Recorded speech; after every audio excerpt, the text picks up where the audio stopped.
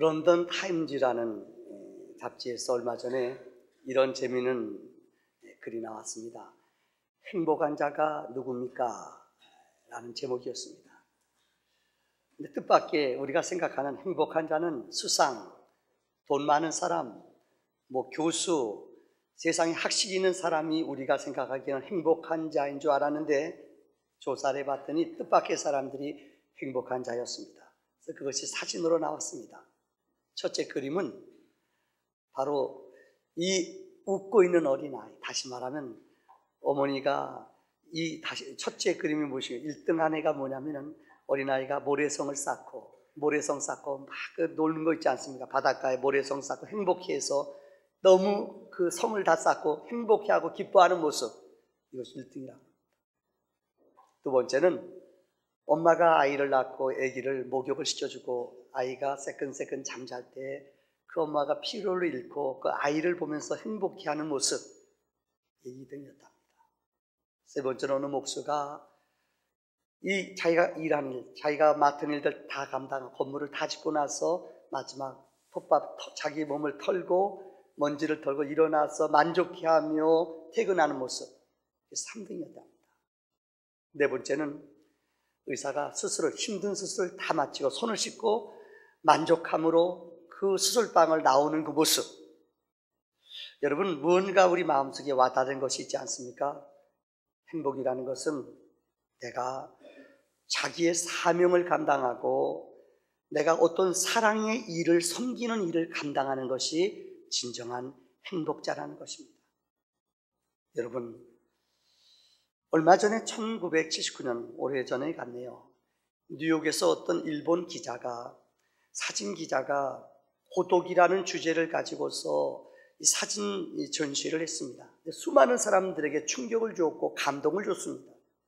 그 내용은 다음과 같습니다. 여러 가지 그림 가운데 사람들의 눈길을 가장 많이 끌었던 것이 무엇인가 하면은 어느 방에 갔더니 뉴욕의 어느 할렘가, 흑인들이 모여 사는 할렘가에 어느 할아버지 한 분이 계셨습니다. 이분은 그 집에 방에 들어가서 그 사진 기자가 어떻게 그걸 찾았는지 찍었어요, 사진을요. 난로도 보니까는 가난하기 때문에 난로도 제대로 쬐지 못해요. 없어요. 그 다음에 이불을 뒤집어 쓰시고 계셔요. 하나, 전화 앞에서 늘 물구름이 쳐다보는 모습을 사진을 찍었어요. 그 아래 부제로 이렇게 쓰여져 있습니다. 한 인간의 고독, 이렇게 쓰여져 있어요. 매일마다 아침이 되면 정확하게 9시에 전화가 옵니다.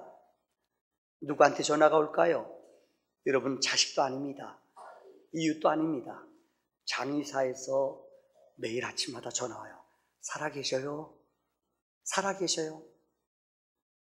여러분, 많은 사람들을 숙연하게 했습니다. 그러면서 그 아래 이런 글이 쓰여져 있었다고 합니다. 365일 똑같은 글귀가 적혀져 있었는데 오늘도 아무도 나에게 오지 않았다. 고독한 현대인의 모습입니다. 오늘 본문에 기록한 누가복음 19장에 기록된 삭개오란 사람이, 오늘 본문에 기록된 사람도 이런 사람이었습니다. 여러분, 이 본문의 내용을 설명하지 않더라도 알죠. 그런 세리였습니다. 원래 삭개오라는 말은 깨끗하다, 순결하다는 말의 뜻입니다. 이름은 참 좋아요. 삭개오는 백성들로부터 매국노라는 이름을 들었습니다. 왜 그런가 하면 그 당시에 이스라엘 나라는 로마라는 나라가 지배하고 있었는데, 쉬운 말로 말하면 그 지역마다 세금을 걷어들이는 사람들 1억을 걷어라 그러면 보통 한 4배 내지 5배는 더 걷었어요. 그래서 자기가 착복하는 거예요. 그러니까 백성들이 세리장이 세금 걷는 사람 하면 그냥 학을 띄었어요. 삭개오도 그런 사람이었습니다. 그래서 그 당시 유대인들의 전설에 의하면은 거지도 세리가 주는 돈은 안 받는데요. 더러운 돈이라고요. 그만큼 백성들이 증오하고 미워하고 싫어했던 사람이 바로 세리였습니다. 그런데 오늘 본문에 보면 이 세리 삭개오가요, 그는 친구도 친척도 이웃도 다 없어져 버린 사람입니다. 그래서 오늘 성서학자는 이 세리 삭개오를 향하여 4가지로 얘기했어요. 그는 양심을 잃은 사람이다, 인격의 실패자다, 영적으로 곤고한 사람이다, 외로움 속에 있는 사람이다. 그런데 여러분, 이렇게 외롭고 세상 사람으로부터 단절된 이 사람에게 오늘 변화의 역사가 일어났습니다. 오늘 저는 그 이야기를 세 가지의 대지를 통하여 말씀을 나누기를 원합니다. 첫 번째는 삭개오는 오늘 본문에 보면은 영적인 많은 방해가 있었습니다. 오늘 3절의 말씀을 보세요. 그의 마음속에 영적인 갈급함이 있었어요. 이걸 채우기를 원했어요. 근데 자기 마을 여리고에 예수님이 오셨다는 소문이 들어왔습니다. 근데 그는 주님께 나가기 원했어요. 근데 그에게는 부족한 것이 있었습니다. 영적으로 그를 방해하는 두 가지가 있었습니다. 첫째는 키가 작아요. 이건 부족한 거예요. 인생을 살아가면서 영적인 신앙생활을 할 때에 우리에게 부족한 것 때문에 하나님 앞에 나오는 것이 어려운 사람들이 있어요. 오늘 본문의 삭개오는 키가 작았어요. 많은 사람들이 인산인해로 모였어요. 그는 키가 작아서 그들 속에 비집고 들어갈 수가 없었어요. 신체적인 핸디캡이 있었어요. 여러분, 혹시 여러분들에게는 이런 핸디캡이 없습니까? 혹시 나는 돈이 없어서, 나는 부모님 잘못 만나서 이런 부족한 것 때문에 하나님 앞에 나오는 것이 방해가 되지 않습니까? 영적으로 말하자면은 이런 부족한 것 때문에 여러분은 하나님을 만날 수 있다는 걸 알아야 됩니다. 요즘 장안에 화제가 되고 있는 영화가 있습니다. 7번 방의 선물. 본 분들이 많으시더라고요. 이거 한번 여러분 보세요. 괜찮습니다. 우리 주인공 유승용이라는 사람은 혹시난 크리스찬이더라고요. 그래서 올해 연말에 아마 여러분들 광해부터 시작해서 영화 나오는 곳마다 대박 흥행수표예요. 이분은 상 받을 때마다 꼭 그러잖아요. 하나님께서 내게 이런 은사 주셔서 감사합니다. 이렇게 말하기 어려워요. 여러분, 그 내용을 아마 여러분들, 이 사람은 6살밖에 안 되는 정신지체아예요. 근데 예승이라는 딸과 둘이 살아요. 너무 가난해요. 근데 정직해요. 불의한 일을 보면 참지를 못하는 정직한 사람이에요. 근데 이 딸에게 너무 한 달에 60몇만 원밖에 못 벌어요. 그걸 정성껏 모아서 이 딸 얼마나 예승이가 똑똑한지 몰라요. 이 딸에게 이 선물을 사주려고 그래요. 그 세일러문, 알죠 여러분? 세일러문, 애들 좋아하는 그 다음에 세일러 이거 있잖아요 여러분들. 몰라도 그냥 넘어가세요. 이 딸하고 그걸 사주려고 돈을 열심히 모았어요. 물건 사러 들어가는데 이 물건이 하나밖에 없는데 누가 사가요? 경찰청장, 경찰에서 제일 높은 분이 자기 딸에게 사줘요. 이분은 단순하게 이거 내 딸 거예요. 그렇게 돈 모아가지고 왔는데 하나밖에 없어요. 내 딸 거예요. 주세요. 경찰청장한테 늑살나게 얻어맞아요. 아마 호텔인가 백화점에서 여러 날과 똑같이 그는 안내하고 있는 게 나오잖아요. 근데 그 아이가, 꼬마아이가요, 경찰서장 딸아이가요, 있으려면 이 가방 메고 가면서 아저씨 내가 거기 가방 나온 데 알아요. 일하다 말고요, 자기 딸 사주고 싶은 열정 때문에 일 멈추고 그 아이 따라가요. 그 아이 따라가다 이 아이가 눈길에 미끄럼판에 미끄러져서 뇌진탕으로 죽었어요. 아무도 본 사람이 없어요. 근데 이 아저씨는, 이 아주 용구라는 아저씨는 이 아이를 살리려고 자기가 배운 구구법이 있어요. 인공호흡법 배웠거든. 장애자지만은요, 입에다 키스한다, 입에다가 호흡을 불어넣는다. 애를 입을 지나가던 사람이 미친 사람 같아요. 애 바지를 벗겨준다. 바지를 벗겨서 성추행한다고 하는 거예요. 누명 쓰고 들어가요. 근데 자기 의사를 표현할 만한 능력이 안 돼요. 경찰청장이 너무너무 화가 나. 저 아이 빨리 죽이라.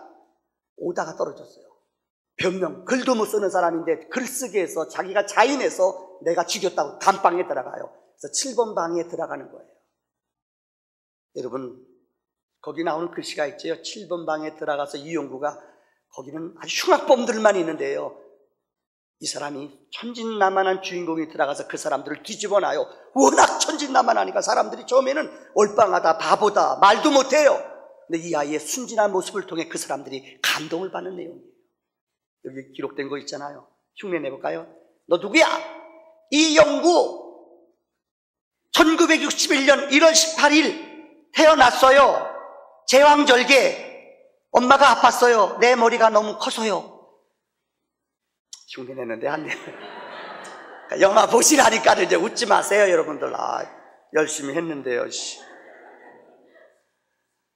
여러분, 다시 말합니다마는 그곳에 들어가 거기는 여러분 감방에 있는 여러 사람이 얼마나 얘가 억울한지 알아요. 마지막 재판을 하는데 경찰청장이 압력을 넣는 거예요. 그런데 여러분, 이 사람이 결심하는 거예요.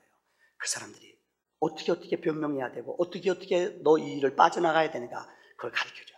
맨날 며칠 동안 열심히 연습하고 정말 잊어버리고 기억이 안 되지만 외우고 또 외워서 그곳에 가서 자기를 솔직히 얘기할 수 있는 기회를 완벽하게 얻었어요. 근데 재판하기 바로 전날, 기억나시죠? 재판하기 바로 몇 시간 전에 경찰총장이 찾아와요. 나그를 갈겨요. 만약에 네가 가서 나는 죄인입니다 시인하지 않으면 내 딸을 똑같이 죽이겠다 그러는 거예요. 겁을 먹는 거예요. 내 딸을 죽이겠다는 말에 이 사람이 단순하니까요, 머리가 안 돌아가니까 겁을 먹어요. 거기서 증인석에서 마지막 고백하는데 말을 못해요. 말을 못하는 게 아니라 안 해요. 왜요? 자기 딸이 죽을까 봐. 자기 딸이 그걸 지켜봐요. 자기 이웃 사람들이 그를 지켜봐요. 근데 거기서 끝까지 내가 죽였습니다. 다른 말 안 해요. 내가 죄인입니다. 내가 죽였습니다. 그리고 죽어가는 거예요. 여러분, 저는 그 영화를 보면서 세상에 이렇게 억울한 사람이 얼마나 많을까. 어느 통계를 보면 이 세상에 재판관이 재판을 내리는데 아마 30-40%는 증거 없이 힘없고 빽이 없어 변호를 못해서 죽어가는 사람이 이 땅에 많대요. 너무너무 억울한 사람이 이 땅에, 인간의 재판은 한계가 있다는 거예요. 아무리 증거를 가지고 얘기해도 힘없는 사람, 빽 없는 사람은 꼼짝 못해요. 여러분, 인생을 살아가면서 여러분들도 이런 부족함 때문에 힘들어하지 않았습니까? 건강이 좋지 않아서, 아니면 여러분들 빽이 없어서, 힘이 없어서 여러분 어려워하지 않습니까? 오늘 삭개오는 키가 작았어요. 그러나 이것 때문에 그는 주님께 물러선 게 아니에요. 부족한 것, 내 약한 것이 하나님 앞에 나아가는 영적인 기회임을 믿으시기를 바랍니다. 두 번째, 그에게는 많은 것이 있었어요. 오늘 본문에 보세요. 예수님 앞에 나가려고 그랬는데 수많은 사람들이 그 주변에 모여 있었어요. 도대체 나갈 수가 없어요. 저는 이 말을 이렇게 해석해 봤어요. 묵상하면서 세상에 우리는 너무나 많기 때문에 하나님 앞에 나오는 게 어려운 사람들이 있어요. 돈이 많았어요. 지식이 많았어요. 너무나 그 사람은 똑똑하고 여러분들 힘이 넘쳐서요, 하나님 앞에 나오는데 올무가 되는 사람이 있어요. 얼마 전에 미국에서요 650억 로또가 당첨된 사람이 있어요. 650억, 좀 놀라세요.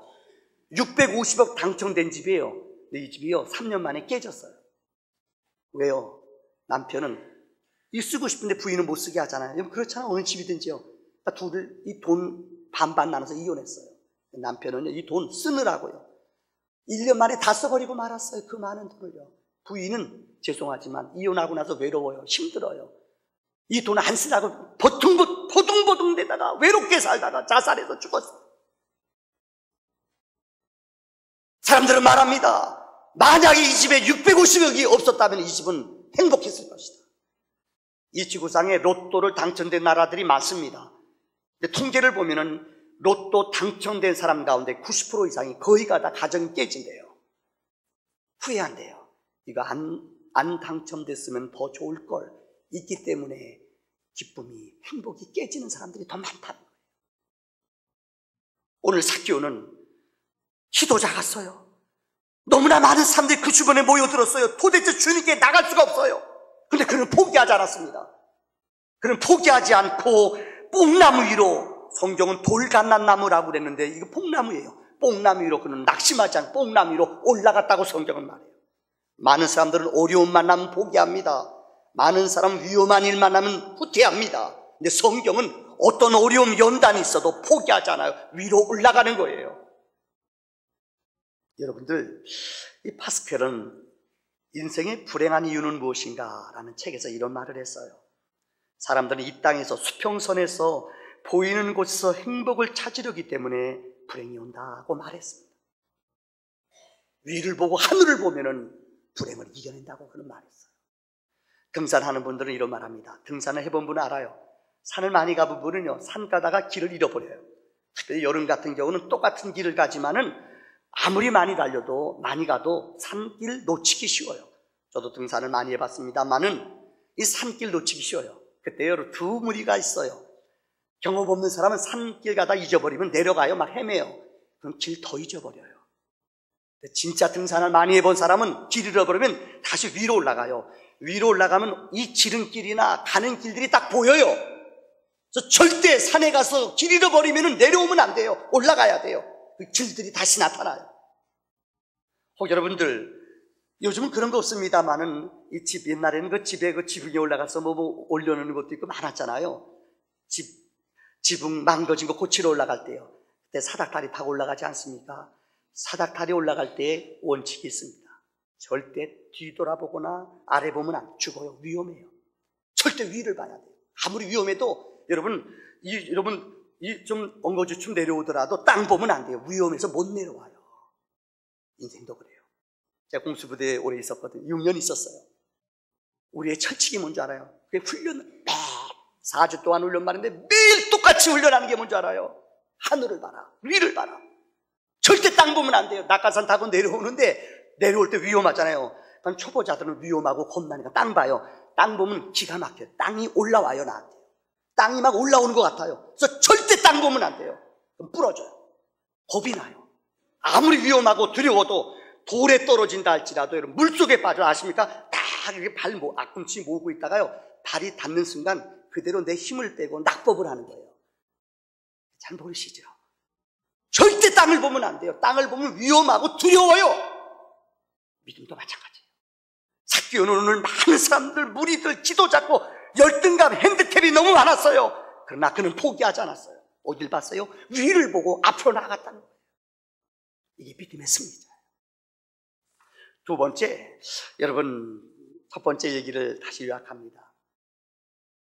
어느 목사님이 설교하는데 이럴 때입니다. 목사도 설교하다 보면 어떻게 실수하잖아요. 이 누가복음 19장까지 설교하는데 이런 설교를 했어요. 여러분, 키가 작은 삭개오 얘기하는데 이 목사님 설교하다 흥분해가지고, 여러분, 키가 작은 니고데모가 여리고에서 주님을 만났습니다. 그는 키가 작고 세리였습니다. 그래서 교인들이 목사님 이상하다. 어제 잠 못 주무셨나? 삭개오인데 이상하다. 교인들이 웅성웅성하니까 목사님 설교하다가요, 교인들이 웅성하니까 은혜 받나 보다. 흥분해가지고 더 크게 하는 거예요. 뽕나무 위로 올라갔습니다. 교인들이, 그런데 니고데모는 주님이 그를 부르셨습니다. 그러니까 교인들이 하하 웃으니까 목사님 그제서야 눈치챈 거예요. 그래서 목사님이 당황을 한 거예요. 어떻게 했는지 알아요? 그때 삭개오가 오더니 니고데모를 향하여, 니고데모야, 그 자리는 내 자리야, 내려와. 그리고 올라갔대요. 여러분, 웃으세요. 좀요. 명절인데 한번 웃죠. 인간은 다 약하고 실수투성이에요. 이게 우리 인간이에요. 이 실수고 약하기 때문에 우리는 주님을 더 깊이 만나며 주님 앞에 나온다는 것을 명심하시기를 바랍니다. 두 번째, 오늘 본문의 말씀에 보면 주님은 우리를 초청하셨어요. 우리 기독교의 신앙은 다른 종교와 기독교의 차이가 있어요. 성경은 우리에게 말합니다. 이 종교도 좋고 저 종교도 좋고 이것도 저것도, 이거는 기독교의 신앙이 아니에요. 타 종교들한테 어떤 때 비난을 받을 수 있어요. 왜 그런가 하면 우리 기독교는 유일신을 믿는 믿음이에요. 우리 기독교는 하나님의 계시의 종교예요. 하나님이 그 자신을 우리에게 보여준 종교예요. 주님이 우리를 찾아오셔요. 어떤 종교는 내가 고행하고 내가 애써서 주님을 만나고 어떤 신을 만나러 가요. 근데 우리 기독교 신앙은 그게 아니에요. 우리 주님이 절대적으로 우리에게 찾아오시는 거예요. 그분이 문을 열지 않으면 어느 누구도 주님 앞에 나올 자가 없어요. 오늘 본문에도 주님이 삭개오를 보셨어요. 자, 여러분 보세요. 성경에 보면 어떤 사람은 그래요. 하늘나라 가면은 여기다 이름표 써붙일까? 걱정하지 말아요. 이건 우리들의 생각이에요. 저는 하늘나라 가면은 요셉 좀 보고 싶어요. 다니엘 좀 보고 싶어요. 어떻게 그런 유혹의 믿음을 이겨냈을까 진짜. 다니엘, 여러분 그 사자굴 속에 빠져가면서도 끝까지 믿음 지킨 모습, 와, 정말 만나보고 싶어요. 근데 걱정하지 말아요. 오늘 주님은 삭개오를 보고 하셨다고 그랬어요. 여러분 쓸데없는 걱정하지 말래도요, 이 다음에 하늘나라 가면은 우리가 알았던 우리 목사님들, 우리의 선배님들 다 만날 거예요. 히브리서 12장에 구름과 같이 둘러싼 우리의 주님들이 있다고 그랬어요. 우리 다 그들을 만나요. 너무나 놀라고 감격 속으로 만날 거예요. 오늘 본문의 주님은 우리를 찾아오셔요. 그래서 삭개오를 불러요. 삭개오야, 내려와라. 내가 너희 집에 유하겠다. 삭개오가 감동을 받아요. 어느 누구도 세상 사람 내 친구가 없다고 그랬는데 주님이 그를 향하여 삭개오야 내려와라. 내가 오늘 너희 집에 가겠다. 너무나 그는 흥분되고 감격적이었어요. 그래서 그는 내려와서 주님 우리 집에 유하십시오. 급히 내려와 주님을 자기 집에 모셨다고 그랬어요. 여러분, 고린도후서 6장 2절에 보면은 이런 말씀이 있습니다. 다 같이 한번 읽어봅시다. 보라, 시작. 보라. 아멘. 신앙은 때예요. 기독교의 신앙은 때를 강조해요. 아무 때나 은혜 받는 게 아니에요. 아무 때나 여러분들 구원 받는 게 아니에요. 이제 마지막 때가 되면 구원의 문이 닫힙니다. 이 지구상에 여러분들 3분의 1의 나라는 복음의 역사가 지금 중단됩니다. 선교사들이 전도하는데 여러분들 어려움 당합니다. 아무 때나 복음의 문이 열리는 게 아닙니다. 마지막 때가 되면 문이 닫힌다고 말했어요. 은혜 받을 때, 구원의 때, 아무 때나 있는 거 아니에요. 주님이 우리를 찾아오실 때, 우리 주님을 만날 만할 때에 주님을 만나는 기적이 있기를 바랍니다. 이 때를 잊어버리면 안 돼요. 미국 사람들이 주는 상 가운데 군인들에게 주는 상이 있습니다. 이게 뭐냐면은 명예훈장이라는 것이 있습니다. 메달 오브 아너라는 상입니다. 이거는 죽은 사람한테 주로 줘요. 영웅들, 전쟁에 진짜 아주 전쟁에 엄청난 이 영웅, 죽은 사람들한테 주로 줘요. 근데 최근에 한 2년 전에 살아있는 사람한테 준 상이 바로 이 메달 명예훈장이라는 상입니다.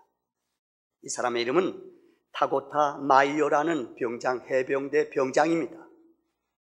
이 병장이 아프간에서 전쟁이 벌어졌는데 텔리반들이 미군 지역에 공격을 기습을 했어요. 그들이 매복 나가다가 기습 공격당해서 완전히 전멸당했어요. 폭탄 던지고 테러하고. 그들이 이 함정 빠져들어서 도저히 다 빠져나갔어요. 근데 과연 저곳에 몇 명의 사람이 매복되는지, 저 성에 몇 명이 매복되는지 아무도 몰라요. 그런데 이 마이어라는 병장이 지휘관한테 허락을, 내 동료들이 저기 죽어가고 있습니다. 저곳에 포위되어 있습니다. 저들을 살려야 됩니다. 나를 보내주십시오. 안 된다는 거예요. 왜요?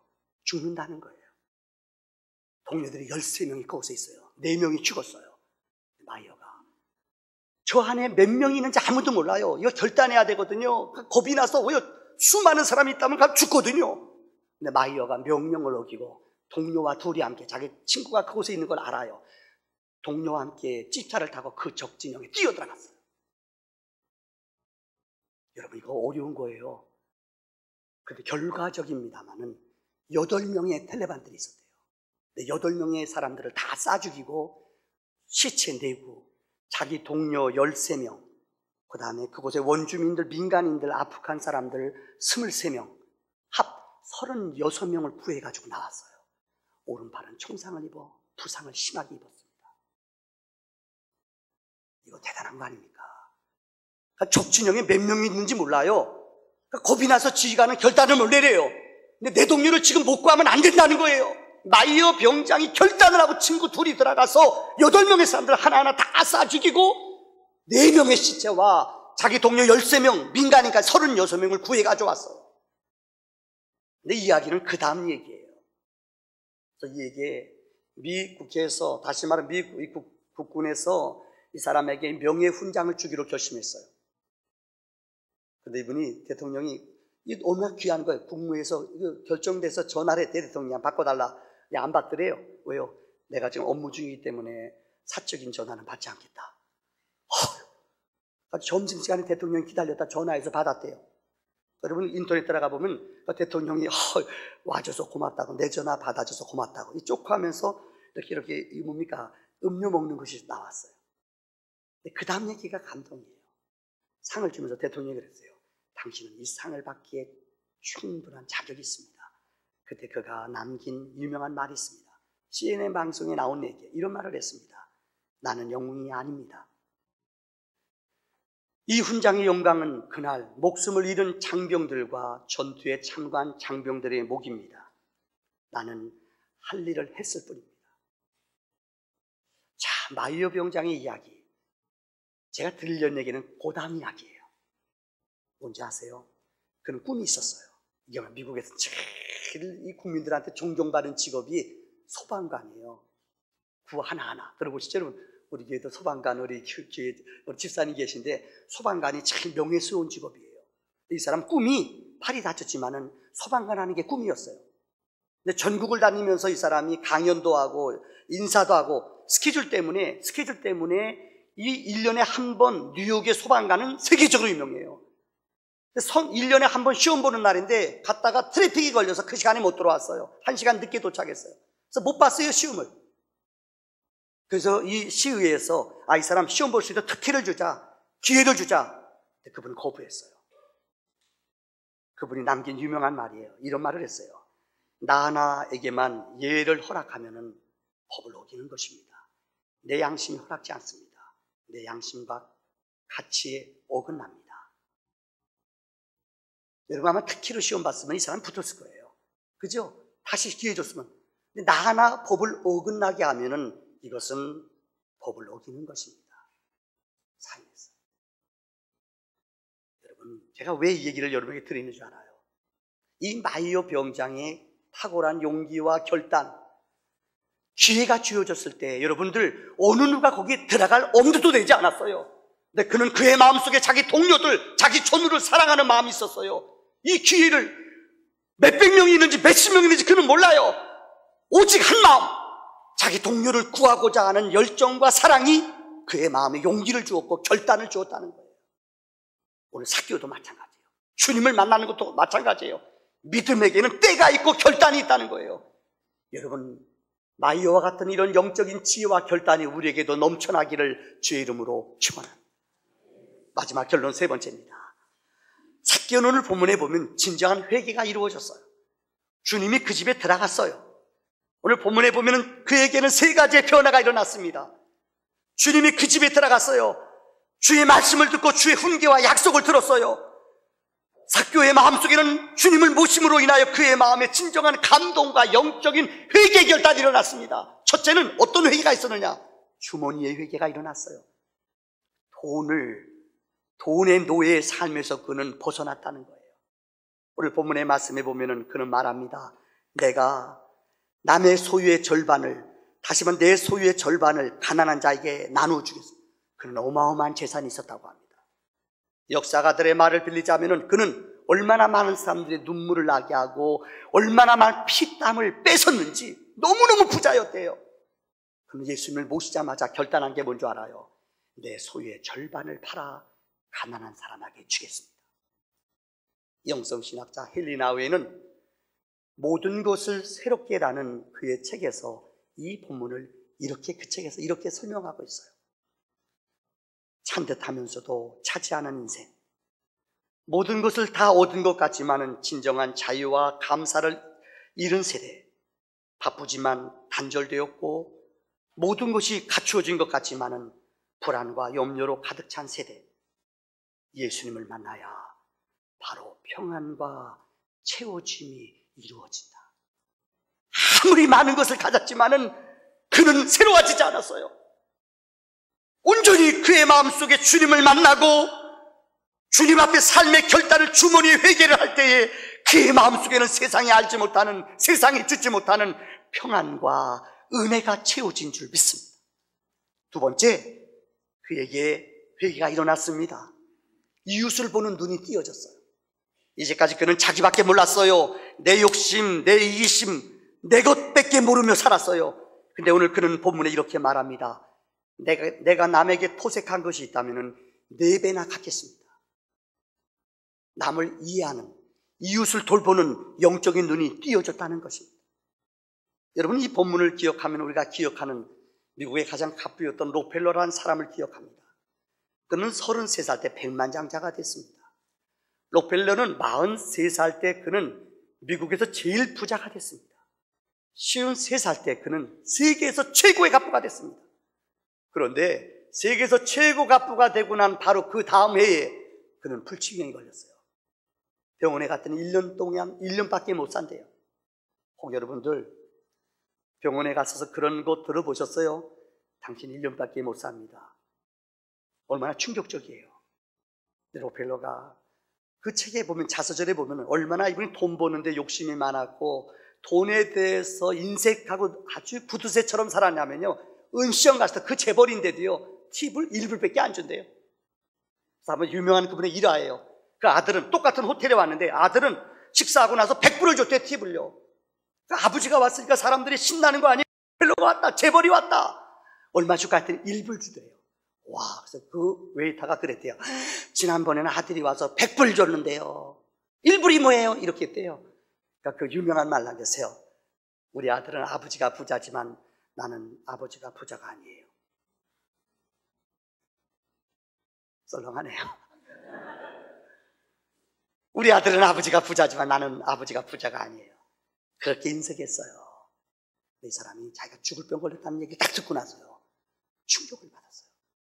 그 병원에서 나오는데 이쪽 병원 한 구퉁에서 막 싸움 소리가 나요. 막 울부짖는 절규 소리가 나요. 뭐냐? 어느 여인이 자기 딸아이가 아파서 빨리 수술하지 않으면 죽어요. 그런데 돈이 없어요. 보증금이 없어요. 그러니까 수술 못한다는 거예요. 병원에 싸우는 거예요. 노펠로의 마음이 아파요. 그래서 비서를 시켜서 저 사람 수술을 해줘라. 돈을 얼마든지 대주겠다. 그래서 수술했어요. 그래서 그 딸이 치유가 되고 6개월 만에 건강을 회복했어요. 그때 그 마음속에 록펠러가 이제까지 경험하지 못한, 인색하고 구두쇠로 살았던 록펠러가 내가 남을 도와줘서 살아났다, 그 소녀가 살았다는 이야기를 들어요. 그때 감동을 먹어요. 그때부터 록펠러는 인생의 변화가 일어나요. 54살 때부터 그는 자기 재산을 가지고 가장 가난한 사람들, 가장 소외된 사람을 찾아다니며 그들에게 돈을 나눠주기 시작했어요. 그때 여러분 아세요?